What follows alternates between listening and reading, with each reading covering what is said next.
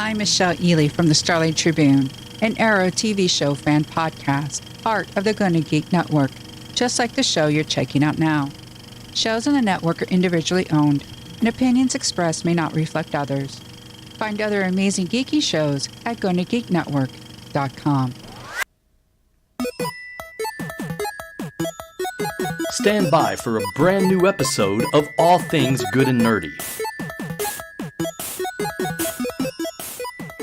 Hello, everyone, and welcome to episode 347 of the All Things Good and Nerdy podcast. This is recorded live on Sunday, February 10th, 2019.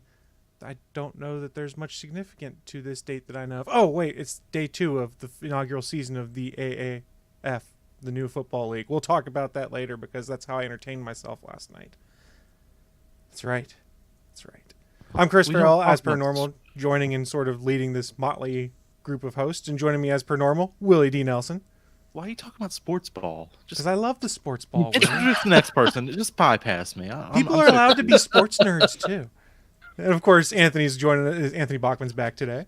Oh, the sports ball people were the original nerds. They dress up as their favorite characters, and people make fun of Comic-Cons. I don't get it. There's another league that I didn't know about. When did this happen? No one likes the mascots. I don't pay attention. Except for Benny the Bull. Benny the Bull is a fucking national legend. Well, I didn't say they dress up as the mascots. I said they dress up as the characters. They wear jerseys. They themselves are a mascot. A mockery of a mascot. I like alliteration. What can I say? You do. And No. Anthony, we've got a special guest joining us today, don't we? We do indeed. We have one of our favorite writer friends coming over, bringing back the special adventures of a grown-up kid and his best friend, the writer of Spencer and Locke. David is with us today. How are you doing, sir? I'm doing great. Thanks you guys for having me again. Well, we're glad we didn't scare you off. I mean, it was 100 episodes ago we realized this morning when I went and did a quick Google search that David joined us last to talk about Volume 1 of Spencer and Locke. Yeah, we timed it this way, right? That's the story that I'm sticking with. That's exactly right. Every 100 episodes, another volume? Yeah, every 100 episodes, whether you like it or not, I'm coming back. Hey, I'm down. This sounds like a good idea to me. Well, Bachman said he's bringing it back. And you know what he's bringing back, right? He's bringing back that sexy. Mm-hmm. You mispronounced it. It's more like half asleep, but yes, I'm bringing that sexy back. Well, hey man, the more you talk, the more this mask keeps rising. Oh, Willie, knock it off. In all fairness, in the world of independent comics, if you could get a new volume out every time we did 100 episodes, that wouldn't be bad. Hey, I'd take it. I'd take it. I'd be really stoked. So, Volume 2, that's hitting previews this month, correct? It's in previews right now. I'm pretty sure I saw it in there. I've already told my local shop though. I was like, whenever the next one comes out, just put it on my pull list. So I know it's there already. Page 236 of the previews catalog. If anybody wants to know, that's where Spencer and Locke 2 is at right now. Ooh, nice. So that is exciting. So we know you came and talked to us about Volume 1 about 100 episodes, exactly 100 episodes back, rather. We were super excited for it then. I know that I can speak for myself. When I saw that there was a sequel coming out, I was also excited. What was the feeling like for you when you got the notification from Action Lab? They're like, "Hey, we're ready to do a second or a Volume 2." Well, what's funny is that was pretty early on. Action Lab was telling us actually before the first volume came out. They said, "Hey, do you guys have any more in the tank? If so, you should start thinking about it." And really, the question was, we just wanted to see if the demand was there. We wanted to see how our sales did and sort of what the reaction to the book was. Because I was a little terrified. I'm not going to lie. I knew that our high concept was, what if Calvin and Hobbes grew up in Sin City? And that's a polarizing high concept, no matter how you cut it. And we figured there would be a lot of people who loved it, and there'd be some people who hated it just on principle. And we just didn't know how the ratio was going to go. Thankfully, that ratio really tilted very strongly in our favor. I can really only count on like one hand the people who didn't like it, and those were based on principle. Literally just high concept. They were just like, not for me. And that's fine. We can't win over everybody, but really everybody who actually read the book and took a chance on us they loved it, which was fantastic. And so this volume 2, we're taking the Fables approach with it. No comic strip is safe.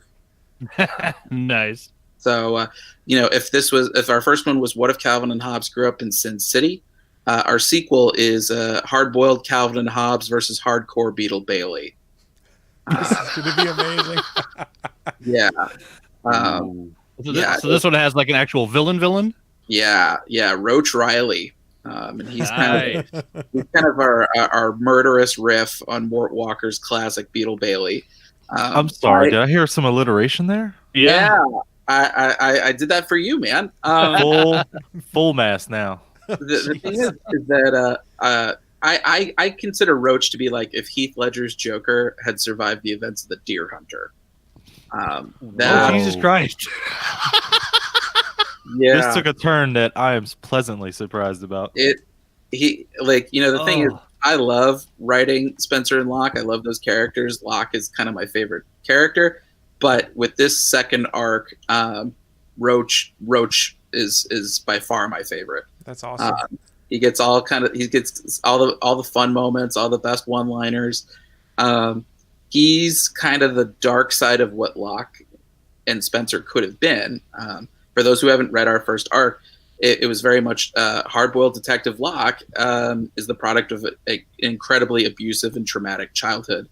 And so he still carries his imaginary stuffed panther, Spencer, as sort of his coping mechanism for all that.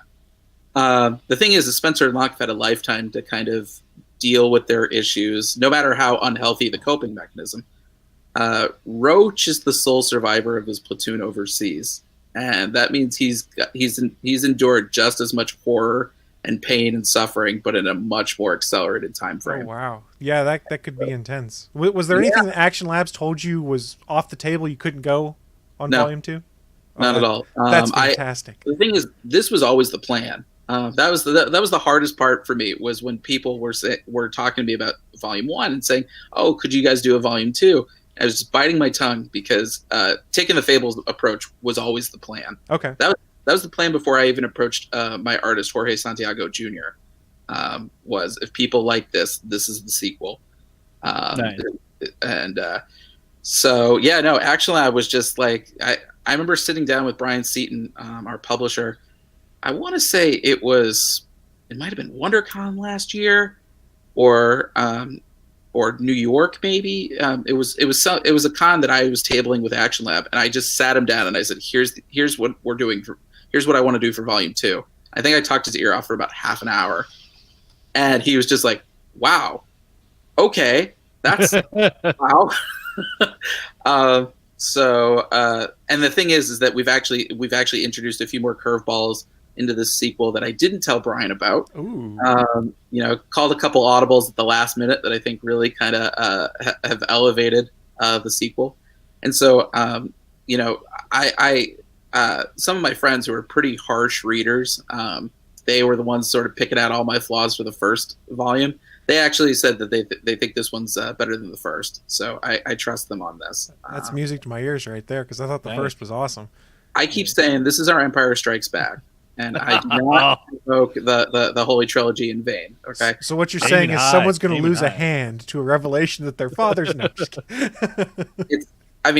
We're going bigger and bolder, I don't know. Are these guys going to come out of this unscathed? I couldn't tell you. But this is very much in the vein of this is our Dark Knight. This is our Empire Strikes Back. We are taking a very big swing with this sequel, and I'm really happy with how it turned out. I think fans of the first arc are going to love where we take Volume 2. So I got this. Yeah. Volume 2. Those emotional scars get friends this time. Perfect. I'll call Action Lab now. We'll change the topic. Yes. And then Chris had asked if they'd limited anything. I think people need to be reminded it's in the Danger Zone imprint, so it's not in the all ages Action Lab mainline books. It is in the mature readers line. Yes, I keep asking Jeremy Whitley if we can do a Spencer and Locke and Princeless crossover. He doesn't respond to me. Yeah, I don't know why. I don't think he likes much gunfire and abuse in his books. It's and I'm a little more tame. There's a little bit more gunfire and childhood trauma in your books. So who knows? Hope springs eternal. If you guys all mail Jeremy Whitley and say you want that Princeless Spencer and Locke crossover, maybe he'll relent. We're totally on. Give me that email address, and I'll do anything you tell me to. Jeremy is fun, and he's on Twitter. He'll respond. I kid, but Jeremy's a wonderful guy. I sort of see him as like the big brother of Action Lab. Where I'm like, oh, Jeremy, how do I be you when I grow up?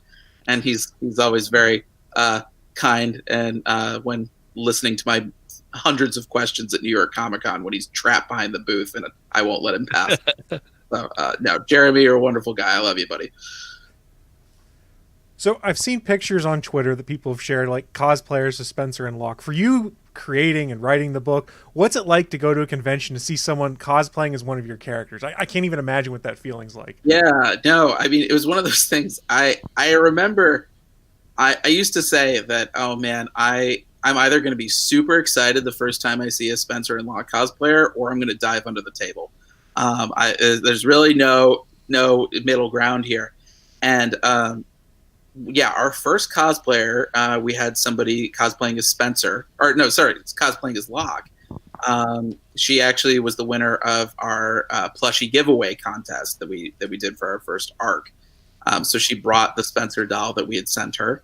And so that was wonderful. That was a very cool way to sort of dip my toe in the pool for cosplay. And then we actually had somebody at Denver Comic Con dress up as Spencer, which was wild. He had the full-on Panther mask. He had the trench coat. Oh, man.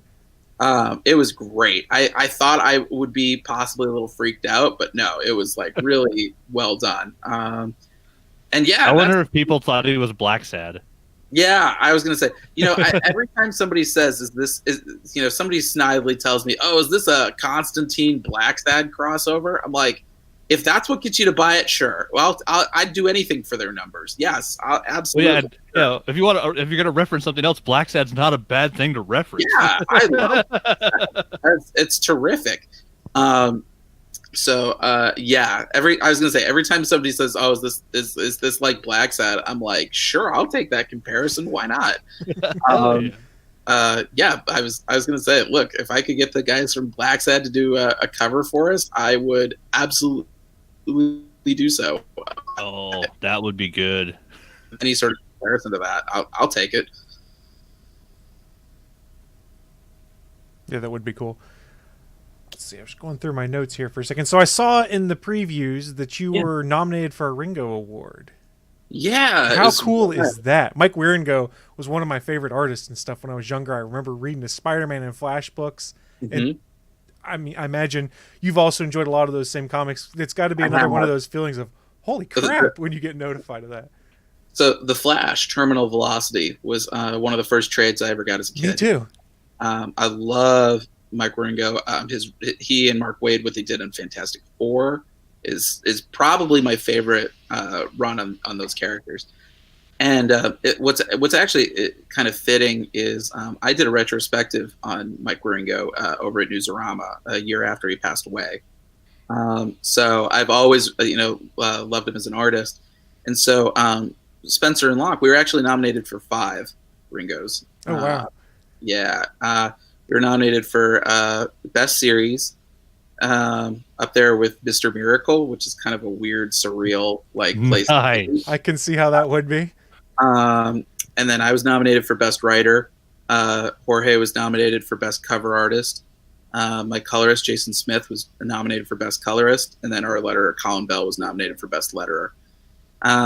And that was actually, we've had a lot of really cool moments over the process of Spencer and Locke, but that was, I think, really kind of one of my favorite moments because, it's one thing just to be recognized for my own work, which, is huge and amazing, and I'm so grateful for it, but to have the entire creative team be recognized for their efforts, because this is really, it's a team effort. I don't think if any one of us had kind of slacked off, the book would not have worked as well as it did. So it was really heartening to see the Ringo Awards committee recognizing the whole team for it.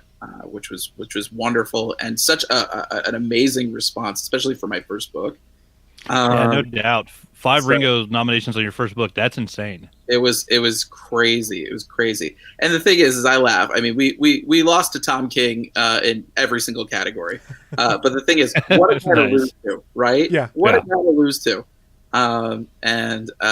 You know, I've been working real hard. I'm trying to get a copy of Volume 2 in his hands because I love Tom. I think he's an amazing writer. I love Mr. Miracle. So I've been like, hey Tom, like, you want to read my book? Could you like give us a full book?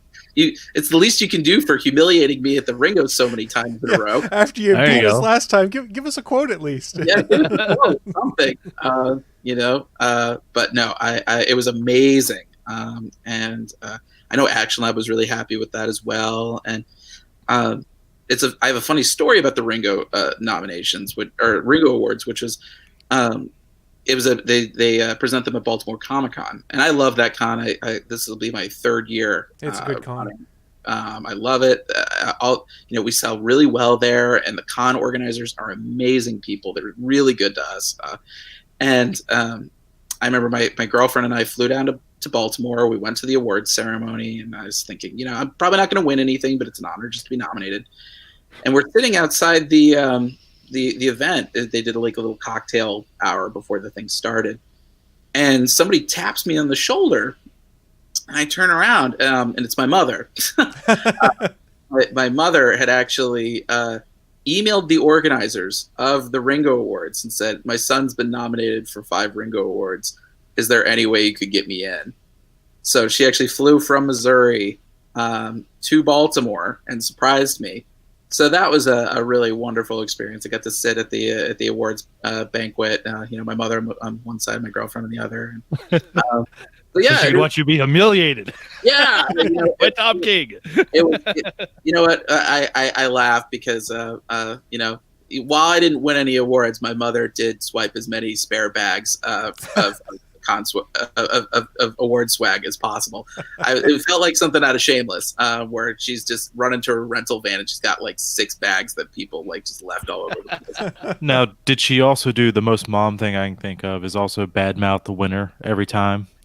No, well, you know, You deserve that. she was funny. She was very sweet about it. She was like, you know, because we Tom King and Lee Weeks kind of did a big sweep of most of the categories, and she was like, see, it, like, if you know, this is she. I remember she was saying, this is just your first book, and she said, you know, just wait until you've been around as long as these guys have been, and I thought that was really nice of her. To be fair, she wrote a textbook, and I remember when I first sold Spencer and Locke, she said, "You're not going to make any money off this book. Just FYI, like if you guys even break even, I'll be stunned." And so when we actually did make money on the book, she was super excited. Yeah, no, my mother is my number one supporter. Sometimes I have people ask me like, "Oh, are the parents in Spencer and Locke based off your parents?" And I'm like, "No, not at all. My parents are lovely people. They've been nothing but encouraging." My mother was the one who told me as a teenager, you should be a writer. And it took me a very long time to believe her, but you were right, Mom. I finally, it took me a while to get here, but now I'm here. So yeah, no, they're my biggest supporters, and I love them to death. So that's super cool that your mom got to be there for that, though. Yeah, and not knowing about it, I can just imagine I'd be like, whoa. It was very much. It was one of those things. I kind of did like a double take, and I was like, "Why are you not in Missouri right now?" It's like worlds collide. I'm not expecting this. This is my con life versus Exactly. my regular life. And I kind of had to do like a double take to be like, "Well, how am I supposed to react to this?" And I was like, "Well, she's here, so I guess it's a good thing." But yeah, no, that definitely that was a wild weekend. Yeah, I don't doubt that one bit. So I'd also seen in passing at one point, and I hadn't heard anything about it lately, but I'd seen that they'd optioned Spencer and Locke for a movie treatment. Is that? Yeah. Can you tell us anything new about what's going on with that right now? Yeah, well, I can't disclose too much publicly, Okay. but we've had some really cool conversations with some really awesome people in Hollywood. I believe there was a meeting this week, actually. yeah, it's going really well. We got a really cool team that's kind of pushing ahead to try to get this thing made. And yeah, I'm based in Hollywood, and so it's been really cool to see just how many people in this town have been so excited about the book. And I think with Volume 2 coming out, I think that's only going to add to our momentum. So yeah, I'm really stoked. I think 2019 is going to be a good year for our boys, and fingers crossed we'll have some stuff that we can tell you guys hopefully sooner rather than later. That's awesome. I was just hoping to hear that things were still going forward, because I'm sure I don't live in that world, but trying to get a movie done, it's a long process. It's a long process, and it's very stop and start, and it's kind of based on sort of the whole ecosystem around you. But it's been really cool, just because I'm on the ground, I'm in the trenches out here. So for example, I wrote our pitch document that we've been showing to potential directors and potential writers and potential financiers. And so that's kind of cool. That's a very cool process to be able to sort of say, okay, here's these characters, here's who they are, here's where we've taken them, and here's where we're planning to take them. And that sort of, I think, helps, keep the integrity of this series. I mean, the thing is, the biggest thing that I always try to tell people is there is going to be change. I mean, there's Spencer and Locke the book, and there's Spencer and Locke the movie, and they're going to share a lot of DNA, but they shouldn't be the exact same thing. I think people are going to know all the twists and turns if that's the case. The way that the Marvel MCU works, it's that you're sort of able to take these different twists on these familiar characters, but still, maintain true to their spirit. Right. It's kind of the same thing you get with Robert Kirkman and The Walking Dead and things like that. Exactly. Just because you know the comics doesn't mean you know what's going to happen in the show. Yeah. I've always said that, the thing that I would like least is for somebody to see a Spencer and Locke on as a movie or a TV show, and then read the book and immediately be horrified. Like I don't want to blindside anybody. That's not really what I'm about. But there are different things you can do in film that you can't do in comics, and vice versa. The fact that you have actors who are able to sort of have a unique performance and sort of give their own spin on the characters. That's the thing I'm really excited about. Just sort of because when you're writing comics, you're not able to write for performance. You're only able to write for difference between comics writing and screenwriting that I think a lot of people don't get. And that's why you see, jumping from one to the other is not as easy as it looks. Because, you're not able to lean on an actor's performance, or you're not able to, conversely, the thing that my big challenge, writing for film and television is you really, you have to be a lot more subtle about it. You can't just sort of put your cards on the table. You can't be super wild about the genre stuff, because you have to be able to give actors room to sort of put their own imprint on top of what you've written. So, it's kind of a crazy, wild learning curve. But it's been really exciting, and we've been talking to some really cool people. So yeah, I'm hopeful we'll have some news to share relatively soon. Well, and I want to go ahead and apologize for Chris here. He should have. Chris, why didn't you ask this? The first time you can share some news, can we be the ones that debuted it? Because we are not afraid to tell Entertainment Weekly to go suck a dick. We had when you were mentioning Entertainment Weekly, we had somebody. Surprisingly, we have not really had a whole lot of the furry community discover our book. Wow. Which, yeah. I'm surprised. And the thing is, there's part of me that's kind of like, I'm not gonna just go start trolling furry communities just to get sales. Like that feels weird even for me. But at the same time, I'm a little disappointed that we haven't been discovered yet. And we did have a furry on Twitter give us this amazing, beautiful pull quote. But they did talk about how sexy Spencer was in the middle of that. And I screen captured that. I was like, who do I have to kill to get this furry writing for Entertainment Weekly? Because, seriously, Well, like, I've been knocking on that door for 3 years and they haven't opened yet. And in a world where a furry just won Esports Player of the Year, like it's becoming a more known thing. Like Yeah, it is a thing. Like people are learning about this that had never heard of it before. I forgot about that. You know what? I can't fault any group for being super passionate about their hobbies. I mean, honestly, like our book is like a super meta look at like comic creators and comics history. Like I'm not, pot beat kettle. Like honestly, I would love for these people to be obsessed about our book. Go for it. It's not a hobby, man. It's not a hobby. It's a lifestyle, man. You know that. Don't downsell them like that, man. And what I was going to ask was, are you pushing to be the script writer? No. The thing is, I'm so close to this. It's funny. I roomed with Max Visaggio over at Baltimore Comic-Con 2 years ago.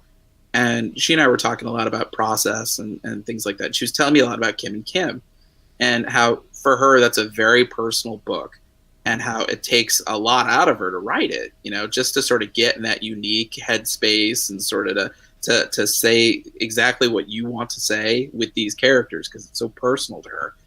And that's how I feel about Spencer and Locke. It's a high wire act. And you kind of have to be in like the right mindset, and you have to really kind of dig in deep, and perhaps into some kind of like dark and scary places, And I'm very close and protective of those characters, and so I don't know. Like I think it's good to have sort of a different perspective on these characters. It's not to say that I wouldn't be involved, and I wouldn't want to sort of just make sure that these characters are being treated right. But, I also I have a lot of other books that I'm working on right now. And so I want to make sure that I focus on telling these guys' comics adventures right, before I start sort of trying to bite off more than I can chew in the screenwriting arena. And the other thing is, like we were talking about earlier, it's hard to get a movie made.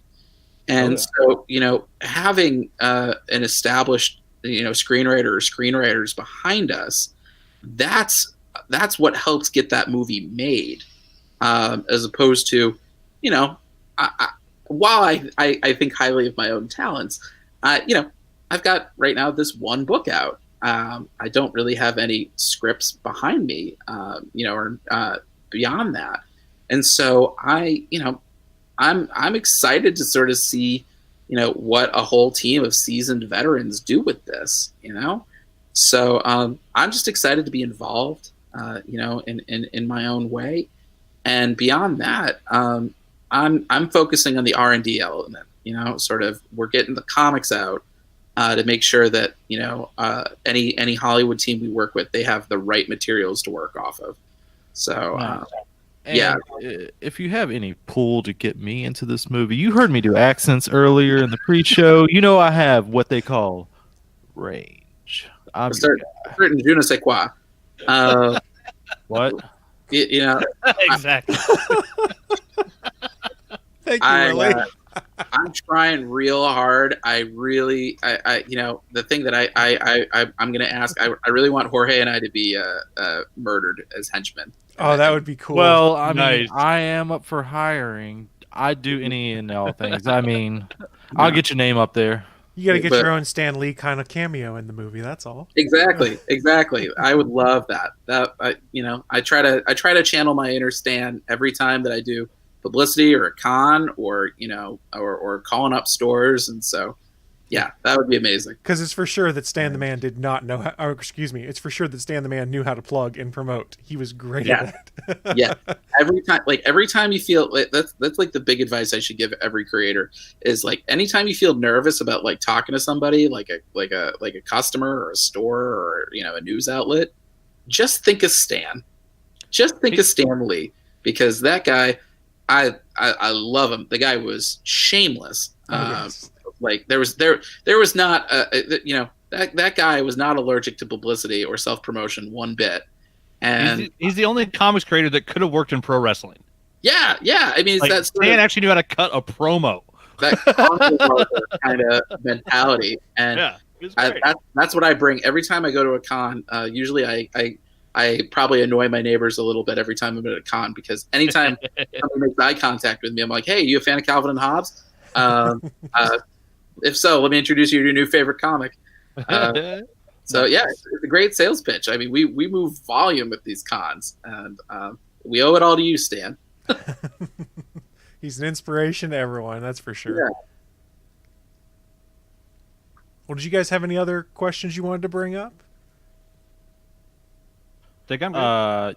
Really, if you can, Willie Nelson. I guess I do have to use my middle initial since I can't, because SAG, Willie Nelson's already a thing, and Yeah, I don't think you're going to get a SAG card as Willie Nelson. so just like on the PlayStation Network, I have to use my middle initial, so I'd be Willie D. Nelson. So there you go. So I got you back, buddy. I'll do you right. Willie Nelson and Billy D. Williams. Got the Willie D. Nelson. Got it. Yeah. So, David, there's a Goddamn lot of right. excitement coming up, it sounds like, with Volume 2 coming out, potential movie stuff. You've got a wild ride ahead of you, and I'm excited for you. I'm very excited, and really, this is just the tip of the iceberg. I've got more books coming. I have another book we haven't announced yet, but we'll be announcing it very soon. We're excited to hear about that then, too. Yeah, it'll come out right on the heels of Spencer and Locke 2. It'll come out like literally the month after Spencer. Is and it Locke. also Action Lab? It is another Action Lab book. And what I can say about it is, after spending the last 4 years doing, psychological thrillers, crime noir with Spencer and Locke, I wanted to try my hand at a different genre, one that I haven't really seen in the direct market very much. I thought, why doesn't anybody do rom-coms anymore? But keep in mind, this is a rom-com by the guy who wrote Spencer and Locke. So take that as you will. And then we actually announced over the summer a sci-fi book that I'm working on with Top Cow right now. It's called Grand Theft Astro. It's Back to the Future meets Fast and the Furious. It's wild. I'm working on it right now with artist Jordi Perez, the artist of Queen of Bad Dreams over at Vault. So yeah, it's very early on in the process. I'm still writing scripts on it, but I'm assuming that'll probably be out probably sometime next year, I would say. But it's already come together really nicely. It's a time travel heist movie. Well, these sound all like things I want to read. Yeah. Yeah, I think you guys are really going to dig it. And then there's a few other a few other books in the pipeline that I'm really excited about. So it's I think I'm really excited. So I think the takeaway here, folks, is pick up previews this month. See the stuff for Spencer and Locke 2. Yeah, you make sure you get that to start everything else into motion. Yeah, you can pre-order Spencer and Locke 2 with the code Feb191309, Feb191310, and Feb191311. We'll have 3 covers for all 4 of our issues, and Jorge Santiago Jr. will do all of our main covers, and then we'll have variants by Mon House and Joe Mulvey, who are coming back from our first volume. And honestly, like, these guys were like really trying to one up each other. I'm hard pressed to tell you which of these covers are my favorite, because they all are really, like, each issue, like, one of them kind of like pulled it out in the end. So I think there's a lot of really cool covers going around.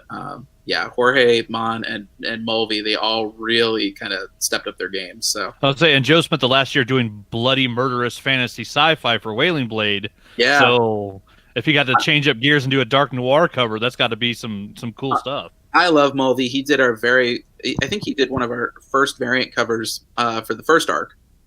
And we didn't really have enough prep time to get him to do more. So I'm very excited to have him do 4 different variants for us this time around.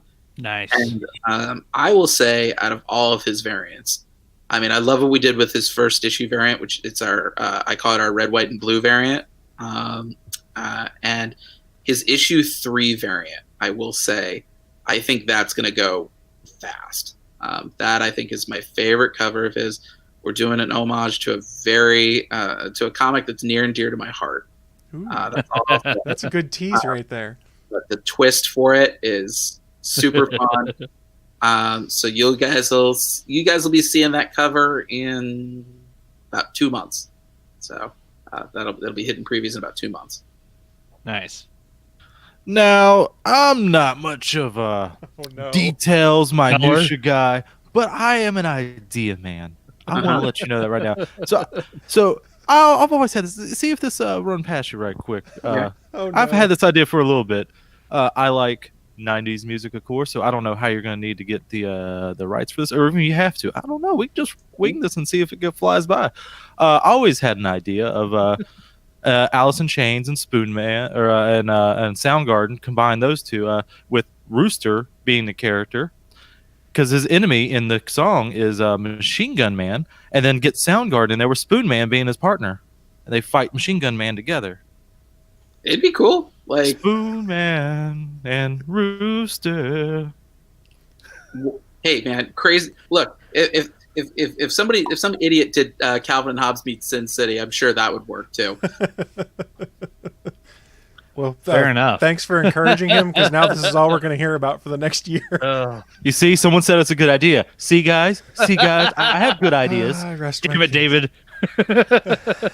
Honestly, half my ideas are me like IMing my friends, being like, "Hey, I have the stupidest idea possible. Do you want to hear it?" That's me. Yeah. Sometimes that's the best thing, best way to get things done. Wait, you always say they're stupid ideas afterwards. I mean, I think this was one of them. I'm 99% sure I said, "Oh man, I had the dumbest idea. What if somebody did Calvin and Hobbes meets Sin City?"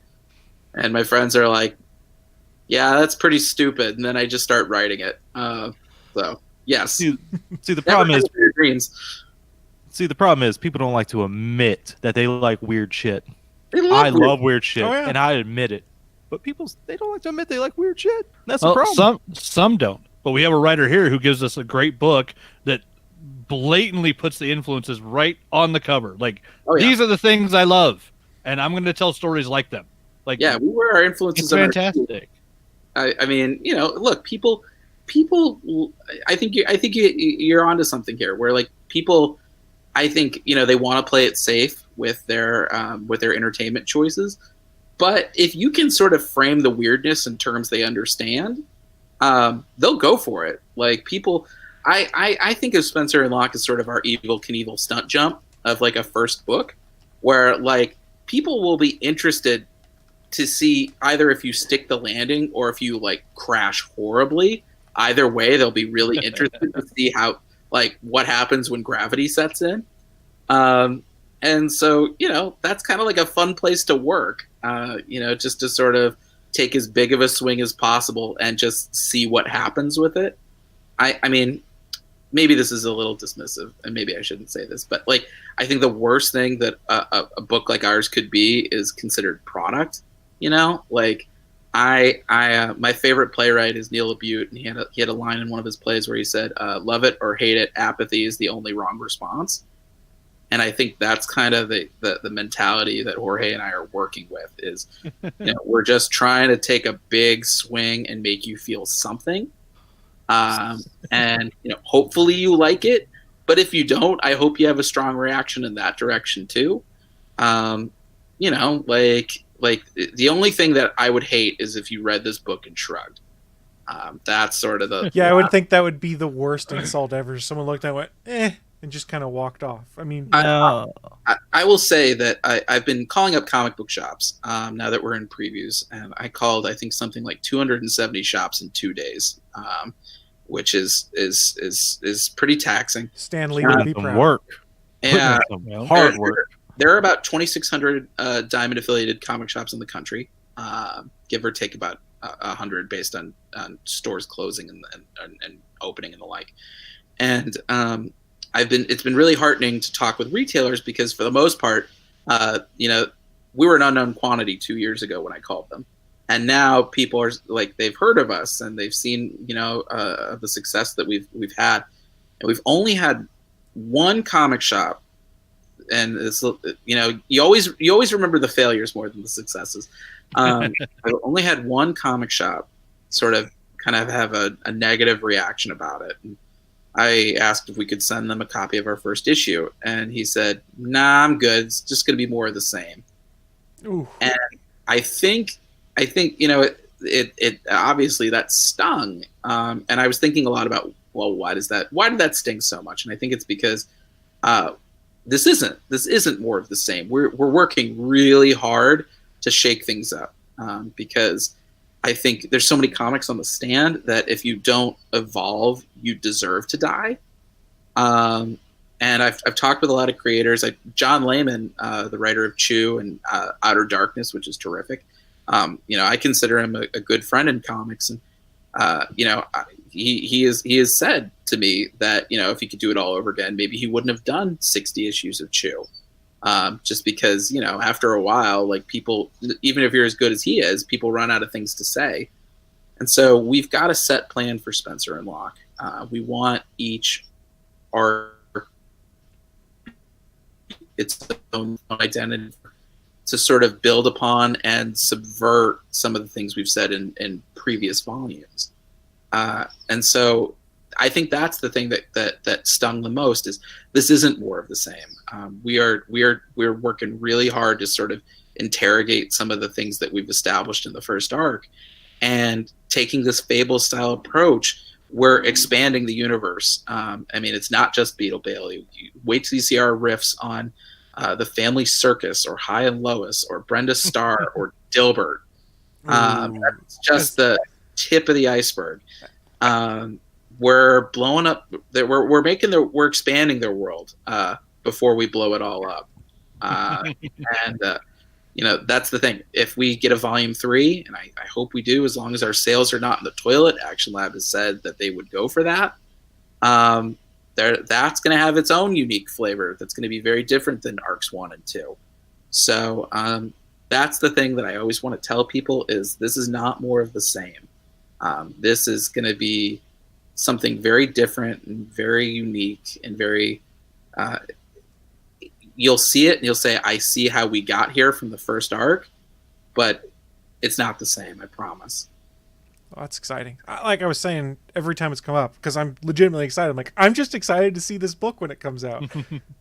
Like, I think, I will say that the thing that Jorge and we discussed early on when I said, hey, do you want to come back for round 2, is our first series was very noir. And I think that, another important part of comics history is war comics. And that's something that we kind of tried to tie into with this second arc. I think they're very much stylistic cousins. One of the very first lines in this sequel is, war doesn't change anyone. It just shows what we are underneath.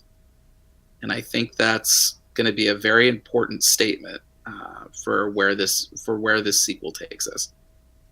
That's so cool. Well, I know I speak for all of us here when I say good luck with Volume 2 moving forward with the movie, all the other projects. I'm super excited. I'm pretty sure they are. And Willie probably wants to try and insert himself in some more. So here you go, Willie. How else you want to get in on it? Come visit us in LA. We'll try to get you on set. If they let me on set. You all right there, Willie? Did I block your statement? Oh no, this is the best part, because Willie's blushing and talking shit and he's muted. He just realized it. I did say I'm blushing. I didn't know how you knew that. Oh, because I my could read your God. face. Is it turning that red? A little bit. Yep. Oh my! You look like a cherry tomato with a beard. You have made me the luckiest little lady of this ball. Oh, he's God. doing accents again. Is that really an accent? You can't count that. That's a character, not an accent. It's an Know the annoyance. difference. It's an annoyance. I never said it wasn't. Yeah, that's shut you up, didn't it? I was trying to figure out the logic. Not you, Bachman. Green. Thank you. But yeah, oh, I would love that. How to get to LA? I can hitchhike, right? People will pick this. People will pick up a 6'4", 250-pound guy just to take around cross country, right? At least I got a good smile. This is one of those things we're just not going to touch it. We're not going to touch it. Most people don't.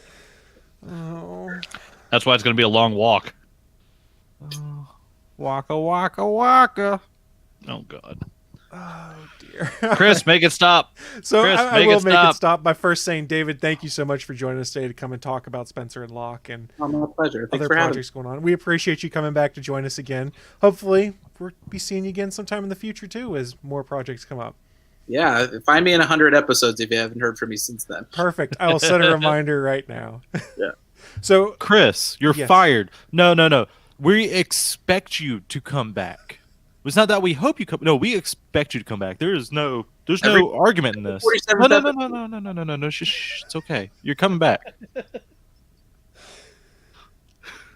oh dear. So, David, of course, you're welcome to join us for the rest of the episode. For sure. We're going to just go in and first, before we move on, we got to shamelessly self-promote ourselves a little bit by reminding folks that we are, in fact, part of the Gonna Geek Network that you can find over at GonnaGeek.com. We have 25 plus different podcasts on the network that cover a variety of topics. It could be a specific television program like Agents of S.H.I.E.L.D. or Arrow. It could be general geek culture. It could be tabletop gaming, video gaming. We've got all sorts of stuff on the network. We try and keep folks entertained. And as much as I would love to tell you all about every show on the network, I certainly can't do that. But what I can do is toss things over to Willie Nelson and say, hey, tell us about one show and what's going on this week. All right. I thought you didn't want me to do any accents again, but I guess you do. Oh, no. I didn't have one prepared, so I guess I'll just do my classic williness here and get my professional voice out here.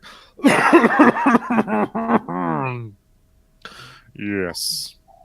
This week, I'm talking about Legends Podcast, episode 409, The Boondock Saints, part of the Legends of 99. Legends Podcast counts down some of the best films from 20 years ago on Legends of 99. First up, the cult classic Boston actioneer, The Boondock Saints, which set off a bidding war for the script but was ultimately dumped in only 5 theaters for 1 week. However, the Angels of Rental smiled on these saints, making it a blockbuster hit for the new millennium. But does it deserve to be canonized alongside the rest of the great films of the year of our Lord 1999? Or should you wish for pennies over your eyes whenever it comes on? Listen to Beef, Wing, and Lobster as they find out. Back to you, Chris. I would say thank you for that, but I'm not sure that I want to. Don't Back encourage him. to you, Chris. I'm curious, what kind of accent was that supposed, or what kind of character was that, He Willie? doesn't know. He shifted through like 3 of them. Yeah, I mean, I can play by ear, buddy. I play audibles all the time, man. I got this. Don't worry about what I'm doing. You do you, buddy. I will do what I do. So, yeah, thank you for that, Willie. Please go check out Legends Podcast and all the other great shows on the Gonna Geek Network. And what I would tell you is if you're watching this live right now, you might be on geeks.live. Yes, that is an actual URL. That is the live page for all of the content on the network. If you scroll down to the bottom of the page, you will see a calendar of live shows and live events coming up. So please feel free, come on back to geeks.live and watch some more live content. Tell them the guys at ATGN sent you. That being said, though, we're about, 45, 50 minutes into the show, so it's about time for us to start wrapping things up a little bit. But how we do that is with a traditional segment called What I'm Into. It's our chance to share with you guys who are watching live or listening at a later date just what kind of geeky and nerdy things we've been getting into, so that maybe, just maybe, you'll want to check them out yourselves. David, as our guest, you want to kick things off? Let us know some of the geeky stuff you've been getting into so that we might want to check it out too. Oh, man. Well, comics are, of course, my bag. So I've been really digging Brian Bendis' work on Action Comics and Young Justice. Those have been 2 really fun, awesome books over at DC. Donny Cates over at Venom has been incredible. Kieran Gillen's new book, Die, and like I mentioned earlier, John Layman's new book, Outer Darkness. I think sort of it's a little sci-fi, a little horror, which is kind of cool. Those are the books I'm really jonesing on right now. And then I always try to give a shout out just to some of the older stuff that I'm reading. Devin Grayson and Roger Robinson's Batman Gotham Knights. That's Nice. an oldie but a goodie. That's like my go-to book. I read it on Comixology once every few months. I'm getting into some old school Grant Morrison again, rereading All-Star Superman, and some old school Warren Ellis. Just reread the first 2 volumes of Next Wave. So, that's what I'm getting into right now. That's cool. I'm way behind on a lot of my comics right now. I'm still getting caught up on Kyle Higgins' last Power Rangers big arc, which fantastic. If you were a Power Rangers fan, go read it. That freaking All-Star Superman, though, he nailed Superman's origin in 8 words. Yeah. Or it was 8 short sentences. Like, in those 4 panels in that first page, like, he nailed an entire origin. It's so awesome. I do want to say I like how you brought it back to the pre-show with Austin Powers, because that is your bag, baby. Yeah, we were talking in the pre-show. My parents are very one-track mind when it comes to gift giving, and so I was a fan of the Austin Powers movie when it came out. Keep in mind, I was in the 4th grade. 4th grade. I'm just messing with you. So for a period of several years, that's all they gave me was Austin Powers related memorabilia, which wouldn't be as weird, except that now that I've moved out, they've, of course, gotten rid of a lot of stuff in my childhood room, except for all the Austin Powers memorabilia. So it looks like a bizarre nursery for a baby who loves Austin Powers. Every time I go home, it's like childhood books and then like Austin Powers from like wall to wall, and it's a very weird, disorienting kind of thing. You got to take pictures of that and put it online because people need to see this. My childhood room looks like an Austin Powers museum. It's got like a stand-up cardboard cutout of Mini-Me. Like, it's very weird. It's hilarious, but like it's definitely like the weirdest thing. Trust me, I've seen weirder. No one bite on that and ask. No one. Oh, that happened once, and that was a terrible time for everybody involved. I'll go next on what I've been getting into. It's not a huge list of things. I noticed yesterday, actually, when I logged on to Netflix, it showed me at the top of the screen that there was a Valentine's Day special for the animated show Big Mouth that was out, which I'm a big fan of seasons 1 and 2. It's one of Nick Kroll's animated shows. I watched that, and it was pretty dang funny. It's not a standalone thing. I think it leads into season 3, which they said season 3 starts this fall. So if you want... It's such a fun show, but it is certainly not like a family-friendly cartoon at all, because it's raunchy, and it's dirty, and it's all about... like when you're a 13-year-old kid and you hit puberty, the kind of things that went through your mind. So, yeah. And the types of pillows you will fuck. Yeah. Whoa. That's what happens in the show at one point. That show's got pillow fucking in it. Did you read my diary? Jeez. The voice cast on this Nick is Kroll fantastic, though. Nick Kroll's in it. Jason Matsuzakis, who I always think of as Rafi from The League. I believe. Whoa. How'd you pronounce that? It's Manzukis. Okay, I screwed it up then. I fully admit I was like, I'm not good at Rafi. these things. It's just Rafi. It's just Rafi. We'll go that way. So, Yadaka! yes, I watched that actually this morning before we did this show. That exact episode? Well, not that exact episode. I'm about to Big say, that'd Mouth be freaky. Valentine's Day special episode, rather. What else have I been getting into? Been rewatching Brooklyn Nine-Nine because I made a deal with my fiance. If she watches Brooklyn Nine-Nine, I will watch Parks and Rec, which means I'll have to get past my dislike of Amy Poehler. We'll see how well that goes. Season 2, it really picks up. I'm sorry? Season 2, Parks and Rec really picks up. That's what I've heard. I'll back up that sentiment. But Amy Poehler, you have a disdain for Amy Poehler? I don't really find her that interesting or funny, which is strange because she works with Tina Fey all the time, and I think Tina Fey is a delight. You know what? I can see that. That's okay. You just have to look past the Amy Poehler to see the Nick Offerman, and that's all you need, Chris. Yeah, and the Chris Pratt. Original Pudgy Pratt. Yeah. Pre-Star Stop drinking the beer. Yeah. Pre-superhero Pratt. And then you guys... it's all about Nick Offerman on that show. That's fair. Then you guys can blame Willie for this one because he got me started on playing Apex Legends. You're welcome. Is, Respawn, who is the developers that did Titanfall, basically put out their own free Battle Royale game under the Electronic Arts banner right before they put out another online game, and Anthem. So it'll be interesting to see how this shapes up. But yeah, Apex Legends, surprisingly fun game. For a free game and for Battle Royale, which is not normally my jam, I'm kind of enjoying it. It's on Xbox, PlayStation, and PC. I do not believe it is on Switch or mobile at this point in time. I don't believe the Switch could handle it, seeing how well it handled Ark Survival. Because That could be too. I mean, but they do have a bunch of other stuff running there that I didn't think would. No, that's fair. They'll probably just find some way to downgrade it appropriately to make it happen, like they did with the Fortnite version that's on there. Well, I mean, they can get away with that a little bit more because the cartoony-ish graphics to it makes it easier to translate to. Also true, also true. So that's about all I've been getting into besides trying to be good and still going to the gym from time to time. So, Anthony, what have you been getting into, sir? I've also been playing some Apex Legends because I heard about it coming out and was having to wait until I could download it on Friday because I had used up all my gigs last month. So yeah, when my thing popped over, I downloaded that. I also finally downloaded Warframe because I'd heard a bunch about that. So I played through like the tutorial on that, running around, kind of ninja suited, crazy like Anthem, but if you were a ninja instead of Iron Man. So it's still a suit, but yeah, you got bows and arrows and swords and stuff. It's pretty cool. It's kind of a weird button layout to get used to, but once I got through the tutorial in like the first 3 missions, I'm liking it. It's a funky game. I actually downloaded Eve again just because I was bored doing some reading and I was listening to some music on my PC. I was like, oh yeah, that's still on there. What the? I never actually gave that a shot. And so I started playing Eve online. So I just have a little minor character just running around mining asteroids and not doing much else.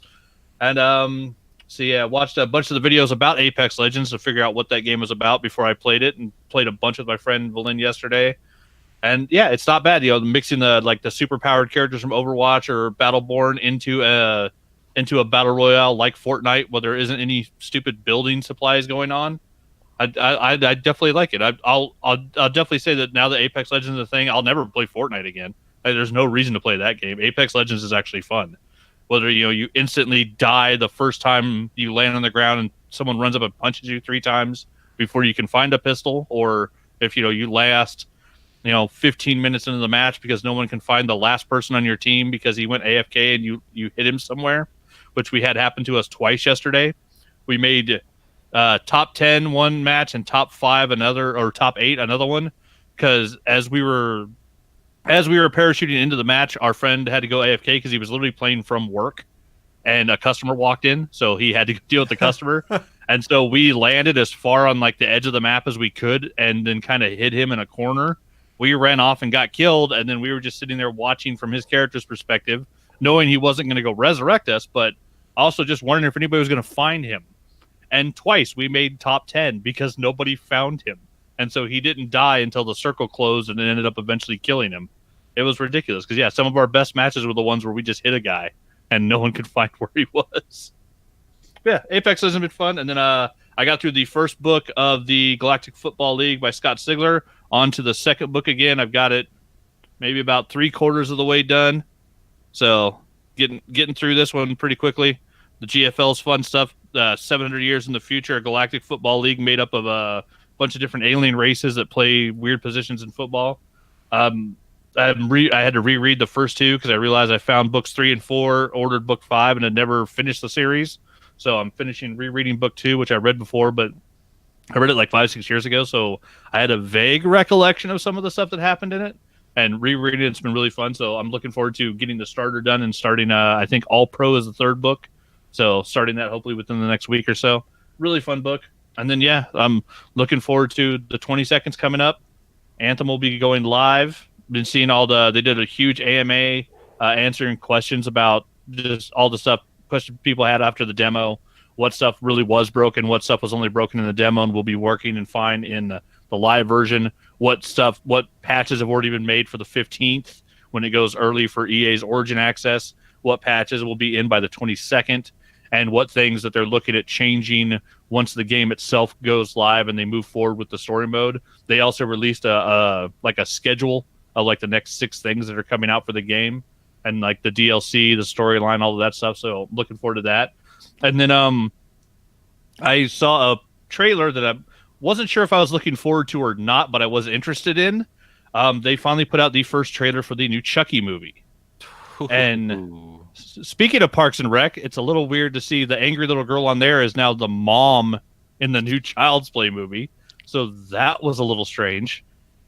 But I'm withholding judgment because they still haven't actually shown Chucky in the preview. You only see a little bit of back of his head. But knowing that the creator and the guy who've been the voice forever are working on a series and that they're not involved in this movie at all has me a little worried. The fact that apparently now they're not good guy dolls. There's something called a buddy, which is a technologically advanced friend for your child. So it's not like an action. It's not like a toy doll based off a TV show in this world. It's basically like an AI robot is that they're sending out to be friends with people. And there's no mention of Charles Lee Ray, but also in the original Child's Play, I don't think there was any mention of him in the first preview either. So I'm withholding judgment. It does look kind of cool. There's a weird action shot where the kid's holding like the kid also looks way older than Andy did in the first movie. Like in the first movie, I think Andy was like 7 or 8. This kid looks like he's 12. But like there's a shot where he's holding like a garden hedge trimmer in one hand and an axe in the other. And like he's calling Chucky out. He looks like he's trying to do like his version of Ripley from Aliens. So like there might be a scene where a kid just goes nuts and tries to kill the doll, which that could be cool. But yeah, it's weird. I'm not sure how to take it yet, but I'm withholding judgment. It could end up being good, but I'm hoping it is. But yeah, just right now it looks kind of strange. I'm wondering where they're going with it. I'll be interested to see once there's another trailer and they release some more information on the movie. But that's what I've been getting into. All right, Willie, so finish things up for us. What have you been getting into, sir? So, do you guys remember when DC animated movies were actually, good and actually pretty damn great, actually? Well, what happened to them? What happened to them? Too much, too fast, maybe. I don't know. They started making the actual movies better, and so they didn't have time to make the animated films good. Yeah, Batman Ninja. That was my first foray into the badness of it.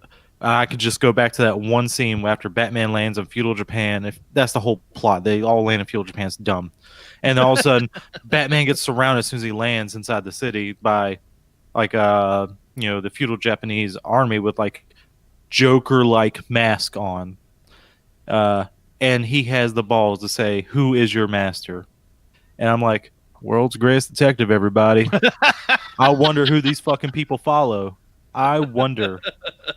And then, but I bring that up because I also just recently bought last week, Reign of the Supermen. And it's hard to say that I wanted more exposition in the movie, and I just never got it. I never wanted more exposition in a movie than this, and you just don't get it, and it's so bad. Like, who are these people? Why is it? Who's this woman? This person's what? Get to whatever. It just doesn't. I'm done. DC movies, you have failed me for the last time. The last time you're done on them now, then. Yeah, I'm done. They were great. The best I've ever had with the comic book animated movie was with the Ultimates, the Avengers movie, and the whole movie is kind of boring except for that after they beat the bad guys because the Hulk came out, and then it turned into Hulk versus the Avengers at the end of it. That was the best ever. that you can't. Nothing has topped that. And it's just those last like 7 minutes. When Hulk just knocks out the kneecap of Giant Man. It's hilarious. He starts choking him out, too. Just like bear hugging his throat. But, yeah, I got into that. And, of course, Apex Legends. You're looking at, so far, I've won 3 times so far. And it has been glorious every single time. It feels so good to win. So good. I got 3 of the trophies for winning for different types of character typings. The Assault, the Tracker, I think it's called. Whatever Bloodhound is, he's the only one that. Yeah, Bloodhound's Tracker. Yeah, that was my first one, was Bloodhound. Then I got one for Bangalore, who's the Assault character, and then one for Lifeline, who's a support character. And, yeah, it feels good to win. I mean, I don't go into win every time, but I'm happy when it does. Were you playing yesterday when they had a glitch and you could actually play as Caustic or Mirage? I didn't play till like late night, till like 2 to 4 a.m. last night. Yeah, they had a weird glitch in the servers yesterday where all of a sudden the 2 characters that were locked were unlocked. So I got to play one match as Caustic. He's kind of cool. Well, I'm close. I'm very close to unlocking one. I'll probably go for Caustic just because he's a defense character, and that's the one trophy I need for winning with a certain type of character. Because I don't like Gibraltar. I don't like his ability to bring that little dome shield down because you can't shoot through it. Yeah, so it's not passive. It's a solid barrier. Yep, and that's just not. I was like, man, that's sad. Other than that, I'm going to be trying to go Hollywood, as you heard here. So be ready, world. Have your people call my people. My people is me. So give me your number. His person is not Willie Nelson that'll call. It'll be William Nelson that calls. That's his Willie business D. manager. Nelson. This will be William D. Nelson who calls then. No, I'm still going by Willie. Willie D. Nelson. No, your business manager. I was trying to make it. Never mind. My joke was that bad. Yeah, he wasn't getting it. My joke Wait. was that bad. Oh my God, I've already gone more Hollywood than I thought. I got a manager already. Never mind. I'll listen to you. My guy will call your guys. Chris, get his number. Come on, snap. I'm not your guy. You couldn't pay me enough to You do it. just took the job. You admitted it. Now take it. No, he Take didn't. it all. Hey, he called yeah, it. I don't know where else to go with that. So, hey guys, friendly reminder: we do this show live every Sunday at 11 a.m. Eastern, 10 a.m. Central, over on Geeks.live, and we will be back next week with more geeky shenanigans. But I think it's about time for us to shut this down. So, before we shut it down, I'm going to open up the floor. Any final thoughts, everyone? Go order Spencer and Locke. Yeah, just call your local comm shop. The code is Feb191309, Feb191310, and Feb191311. Please, if you have any interest in the book, just pre-order the first issue. We won't hold it against you if you decide you don't like it and don't want to pre-order the rest. But I think any fans of Calvin and Hobbes or Sin City or Criminal, you guys are really going to like our book. I think we've raised the bar with Volume 2, and I think this is going to be something really special. And I just started the petition to get Willie in the Spencer and Locke movie. So Over on change.org. That's I love it. I mean, if That's there's a the one on change the Death world Star. needs, it's more Willie in your life. Is it change we can believe in? Really? I mean, I'm also running for president for 2020 apparently too. So Well, you guys heard it here first. Willie's running for president. But on that note, we are going to shut this thing down. David, thank you so much for joining us, and good luck with Volume 2 My going forward. pleasure. Thanks for having me. Anytime. We'll see you guys next week. Thanks, everyone, and bye. Thanks for listening to this brand new episode of the All Things Good and Nerdy podcast. Don't forget, we'll be back next Sunday live at 11 a.m. Eastern, 10 a.m. Central over at live.atgnpodcast.com, channel 3 of the Alpha Geek radio app, and over at our network home at gonnageek.com/live. If you have any feedback for the show, please contact us atgnpodcast@gonnageek.com, on our hotline number at 304-806-ATGN, or even better, go to Twitter and send us a message at ATGN Podcast. The music you've heard in this show is produced by Kevin MacLeod and can be found at incompetech.com.